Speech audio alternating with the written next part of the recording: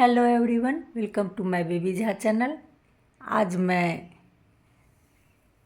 कदीमा के पत्ते की सब्ज़ी बना रही हूँ, जिसे कोहरा, कद्दू, पंपकिन ये सब कहकर बुलाया जाता है और इसकी सब्ज़ी बहुत ही स्वादिष्ट बनती है। तो चलिए बनाना शुरू करते हैं। तो सबसे पहले मैंने बेसन ले लिया है और बेसन में टेस्ट के अकॉर्डिंग नमक, लाल मिर्च पाउडर और अदरक लहसुन का पेस्ट बनाकर इसमें डाल दिया। अपने टेस्ट के अकॉर्डिंग सारा मसाला ये सब डालना है और पानी डालकर इसे घोल बना लेते हैं। घोल न ज़्यादा मोटा होना चाहिए, थिक होना चाहिए और न ज़्यादा पतला होना चाहिए, बीच की कंसिस्टेंसी रहनी चाहिए।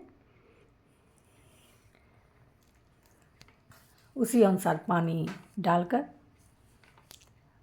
इसका घोल बनाएंगे और कुछ देर इसे फेंट भी लेंगे, जिससे क्रिस्पी बने इसका पकौड़ा।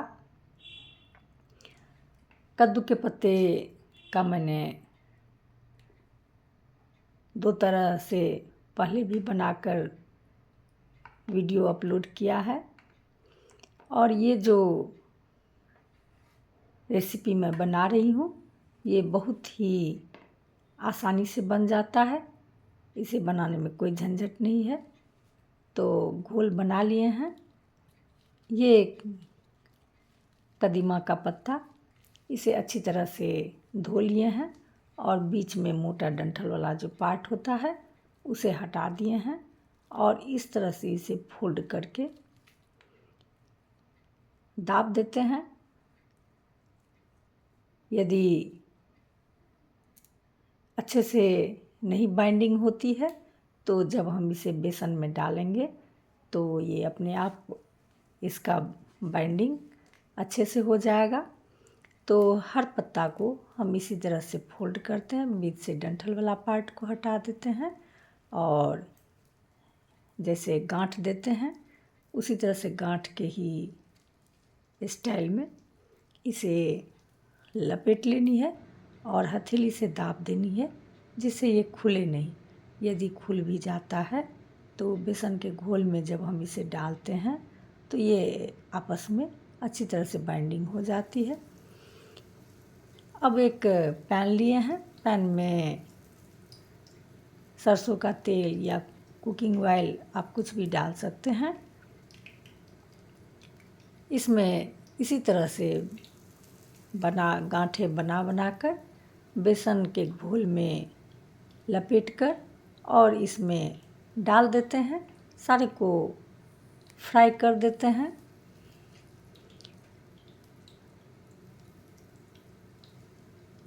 पैन है, पैन में तेल की क्वांटिटी कम ही लिए हैं और लो फ्लेम पर सारे को अच्छे से फ्राई कर लेते हैं, जिससे नीचे तक अंदर तक वो क्रिस्पी हो जाए और कदीमा का पत्ता बहुत ही सॉफ्ट होता है तो ये अच्छे से सिक जाता है और क्रिस्पी भी हो जाता है। तो फ्लेम को शुरू में हम मीडियम पर रख लिए हैं और जब इसे एक बार पलट देंगे तो फ्लेम को लो कर देंगे और सारे एक एक करके सारे को पलट देंगे। बेसन के कारण, ये चना का बेसन मैंने यूज़ किया है तो बेसन के कारण एक दूसरे में ये सट जाता है, लेकिन कोई दिक्कत नहीं है। जब इसे हम पलटेंगे तो ये अपने आप अलग हो जाएगा। जब अच्छी तरह से फ्राई हो जाएगा तो अपने आप अलग हो जाएगा। तो सारे को हम इसी तरह से पलट देंगे और पलटकर फ्लेम को लो कर देंगे। इस तरह से यदि हम बनाते हैं तो बहुत ही आसानी से कोई भी इसे बना लेगा। अनट्रेंड भी अच्छे से बना लेगा और बहुत जल्दी बनकर तैयार हो जाता है और टेस्टी भी बहुत अधिक लगता है। इसे आप इस तरह से बनाकर इवनिंग टी टाइम स्नैक्स में भी खा सकते हैं। चावल के साथ भी इसे फ्राई करके आप खा सकते हैं। तो मैं तो इसका ग्रेवी वाला बनाऊंगी और ग्रेवी वाला आपको चावल के साथ ज़्यादा टेस्टी लगता है। तो इसी तरह से सारे को फ्राई करके निकाल लेते हैं।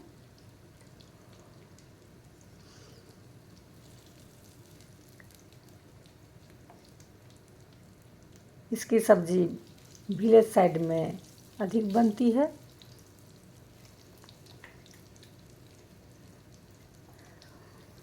सारे को फ्राई कर लिए। अब इसका ग्रेवी तैयार करेंगे।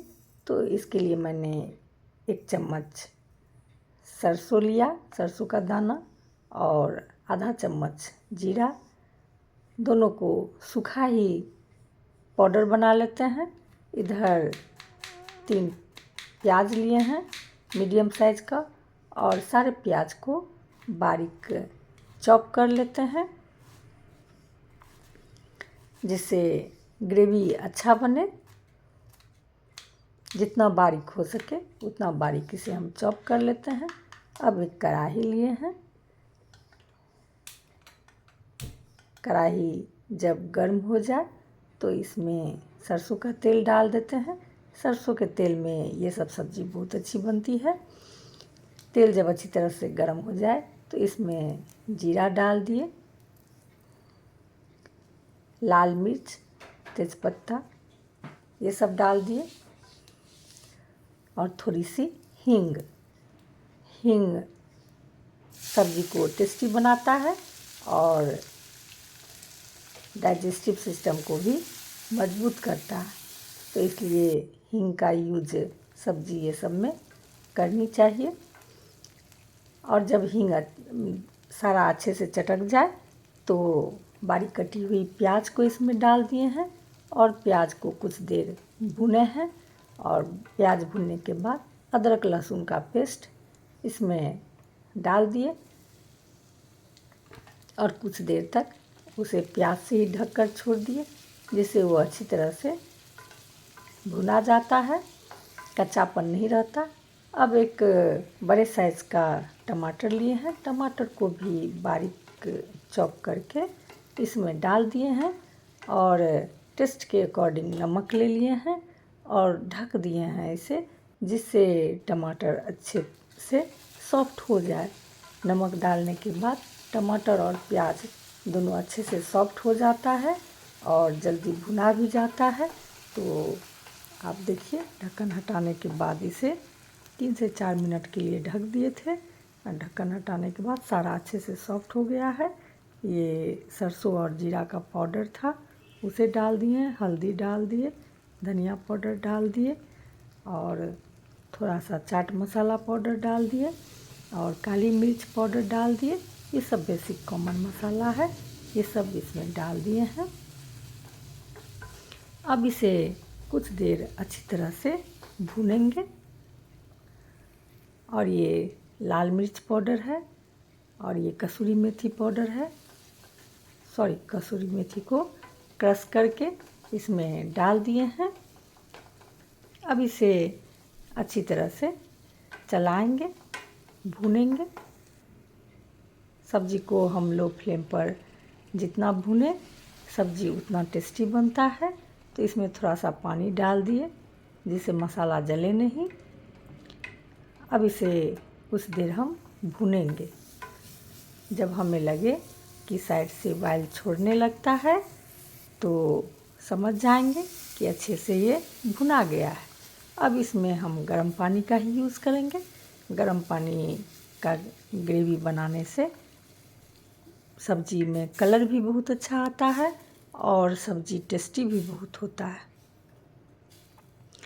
तो हमें जितना ग्रेवी रखनी है उससे अधिक ही पानी हम इसमें डालेंगे, क्योंकि सारे पकौड़ों को जब हम इसमें डालते हैं तो कुछ देर के बाद सारा पकौड़ा पानी को एब्जॉर्ब कर लेता है, तो इसलिए थोड़ा अधिक ही डालेंगे। और जब इसमें अच्छे से उबाल आने लगे तो सारा फ्राई को हम इसमें डाल देते हैं। आप देख सकते हैं। और ये मछली के स्टाइल में मैंने इसे बनाया है और बहुत ही स्वादिष्ट होता है। और जल्दी ये जब ग्रेवी में सारा फ्राई जाता है तो जल्दी ही सॉफ्ट हो जाता है। और इसका ग्रेवी भी अच्छा बना है और कलर भी बहुत अच्छा आया है। कुछ देर इसे हम लो फ्लेम पर ढक कर छोड़ देते हैं, जिससे सारा फ्राई जो है वो अच्छे से ग्रेवी को एब्जॉर्ब कर सके। ये बनकर तैयार हो गया। अब इसे धनिया पत्ता से गार्निश कर देते हैं। तो आप भी बनाइएगा यदि नहीं बनाया है तो कैसी लगी मेरी वीडियो? यदि पसंद आ रही हो तो प्लीज़ लाइक कीजिए, सब्सक्राइब कीजिए, कमेंट कीजिए, हमें इंस्पायर कीजिए। देखिए ये कितना अच्छा इसका टेक्सचर आया है। और इसे चावल के साथ एंजॉय कीजिए। चावल के साथ ये बहुत ही टेस्टी लगता है और फ़ायदेमंद भी बहुत होता है। कदीमा का पत्ता बहुत ही फ़ायदेमंद होता है। तो फिर मिलते हैं नेक्स्ट वीडियो में। Bye bye.